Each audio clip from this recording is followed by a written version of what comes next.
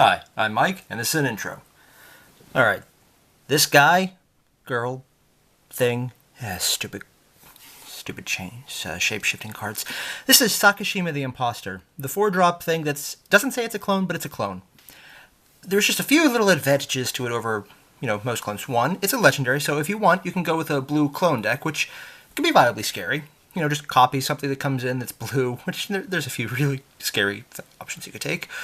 And you can return it to your hand and recast it, which most clones won't do because that's stupid broken. Also, this one lets you clone legendaries because when it enters with its own name, so it doesn't actually knock off the legendary rule. Now, to start with, because it's a clone, you can always go with the easy options of things that you want to have multiple times, like Tyrant of Discord, or, say, Chancellor of the Forge. The Tyrant, because eventually you're just not going to have an opponent to fight. They won't have anything, because you're just going to be doing this frequently enough that they're going to probably sack a lot of stuff. Hell, they might even run out of lands if you do it frequently enough. Or, on the Chancellor's case, you're eventually just going to run into a massive hulking army, because you're going to at least do it once, if not multiple times a turn, where you can just double how many creatures you have, specifically goblins, but it's an exponential amount, so every turn you're going to get more and more and more, and possibly multiple times a turn if you have enough mana. It's 8 to drop it and get it back, but you can still do it pretty frequently. And in late game especially, either one could be a win condition. But these are all in off-color combos, but it's an is-it color, blue-red, so you could probably pull it off easily enough. Now, because Sakashima is a pretty, terrifying creature, and it just has to be something in play, that's the downside. Whenever Sakashima is out, you actually have to have the combo piece out for it to be useful. That said, sure, you can copy Progenitus, and, I like this art. Sure, you can copy it, but you have to have Progenitus out already, which means you've already had to invest the mana to drop 10 into it, 2 of each, and you're already in a really scary board state. At this point, there's a lot easier things than Progenitus to get out. That said, 2 Progenituses is never... Is that how you pluralize that? Whatever. But yeah, that's never a bad option. Now, if you want to go more standardized routes, things that flow with her easier, him, it, whatever you call a gender-neutral shapeshifter. There's things like Send Triplets, and see if I can get him in the picture. Grand Arbiter, Augustin IV. These are both reasonably scary cards, and you can see they fit with Sakashima's general color type. Send Triplets because during your turn you can choose an opponent who can't cast spells on you, and you can cast their hand. With Sakashima, you can take out 2 opponents, which actually makes it much more viable in multiplayer, because if you have like a 3-person game or a 4-person game, the majority of the field, you can pretty much choose whoever can possibly do anything to you, and make it so they can't. And then you can choose the other person who might do something and make it so they can't. It's just a general stopping ground. And you could delete their hand easily. Augustin, on the other hand, the Grand Arbiter, that is a really nice beat stick in the sense that you're going to be beating away at their ability to do anything, because adding 2 to everything your opponents do is kind of a dick move, but it's the kind of dick move that will buy you time. And when added to the fact that your spells are going to cost 2 less for every white and 2 less for every blue, you're looking at a really big turnaround, because that stacks between them. So if you have something that's blue and white, say if you want to cast in Send Triplets, it's just going to cost the 3-drop right there. And if for some reason someone's taxing you at the same time, chances are that tax is gone. And anything bigger, any of the really large creatures are going to be so much cheaper. It just adds up after a while, especially if you build the deck right. But these are mostly stalling options. Granted, with Send Triplets, depending on what your opponents have, it could be a win option as well, but they can go either way.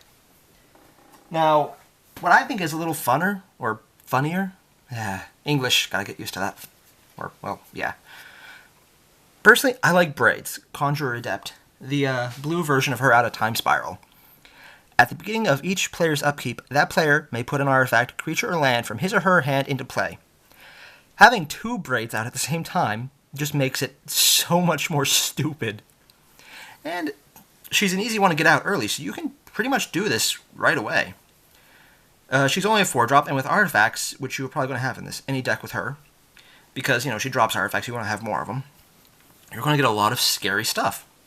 Having 2 of them every turn is going to be really stupid. Now, this could backfire easily because everyone else gets 2 options, But if you're just looking for a really fast, really fun, really, really stupid, why the hell did we do this type game, this is a really good interaction because it doubles up the stupidity. Or, on a little more aggressive note, double Animar. Mostly here because Pro Black and Pro White isn't bad. It gives, Sakashima a little defense on its own. And yeah, it gets bigger whenever you cast spells, which is okay. But the fact that the reduction in creature cost per counter on it will stack between them. For every one creature you cast, 2 counters are added, 1 to each of them. And then for the creature after that, it will cost 2 less because 2 counters were added to Animar. There's just 2 Animars out, so it doubles up. This could really quickly turn into an absolutely beastly combo where you can drop a Titan maybe after just 2 or 3 creatures are cast because you are going to be pretty much at the point where you can free drop them. And it works really well because Sakashima just becomes a 2-drop to put her back in. Now, realistically, you're not going to worry about that because you want to keep her out with Animar out.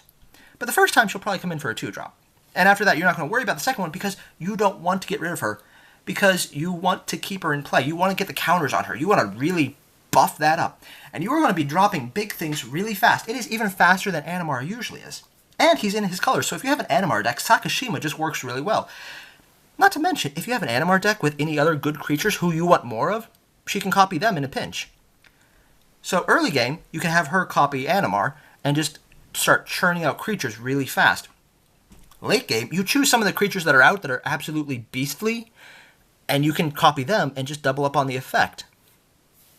But that's good, but there's one other way that I think is a little more aggressive. Now, it's not in her best colors, but at the same time, well, American's pretty scary when you do it, especially when you do it right. In this case, Gisela, Blade of Gold Knight, and Aurelia, the War Leader. If I pronounced either of those wrong, well, I probably did, so yeah. I'm going to try and get rid of the glare on this. At least on Gisela's part, it doubles up whatever damage you do to an opponent, or opponents do to other opponents. And when it does damage to you, someone does any damage to you, any damage dealt to you, is cut in half, rounded up. With Sakashima, that effect doubles up. So not only are your opponents taking quadruple damage, 2 times 2 is quadruple. Yeah, math, yeah. But you are losing so much less. You're taking that half, round it down, then rounding it down again, but, or cutting it in half and rounding it up again. Essentially, unless someone's doing, Death by 1,001 hits, you're going to almost take nothing off this, because you're going to be just so hard to hit. People might not focus on you because it's just too annoying. The best part is, it just makes the game so much faster because your opponents will probably kill each other really quickly this way. I mean, when you have a 1-drop that's doing 4 damage, imagine what happens if you get a 5/5 out there. That's going to be 20 per hit. No one will be risking to attack unless they can hit, and if they can hit, the opponent's going to die.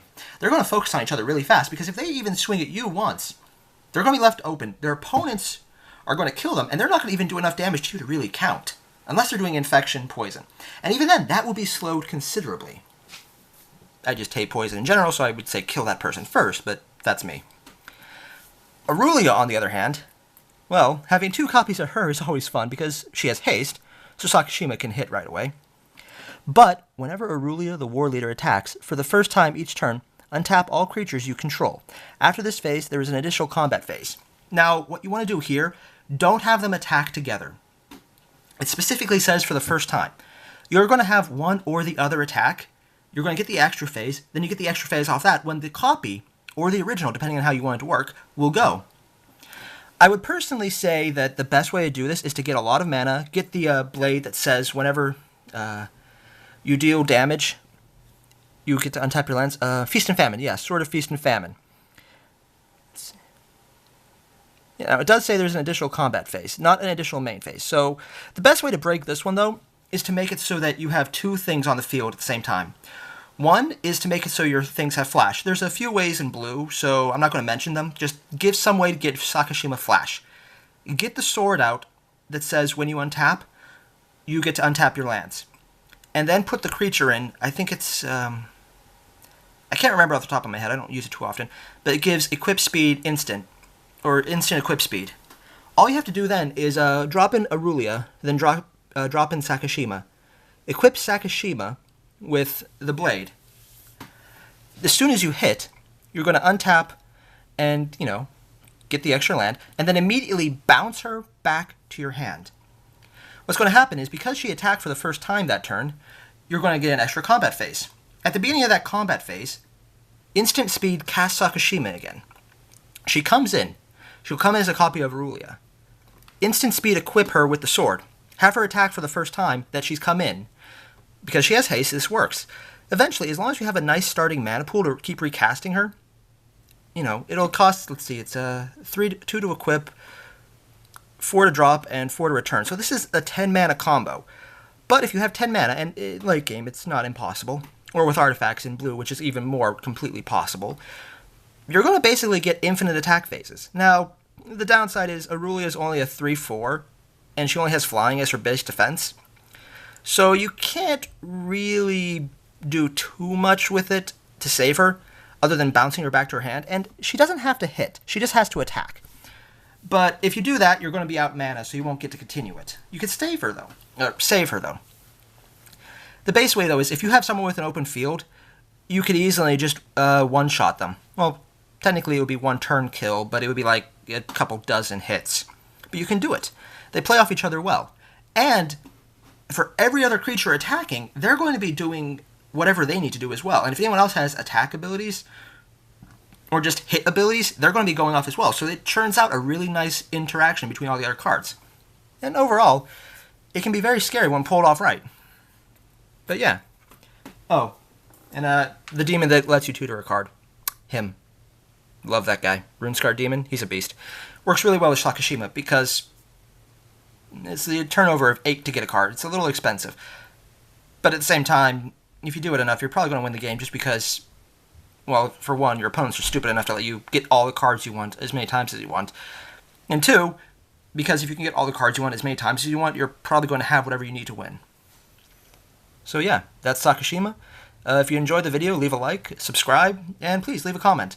And if you have any other cards you want me to look at, hey, give me a heads up. I really want to see what you guys want to look at. Later.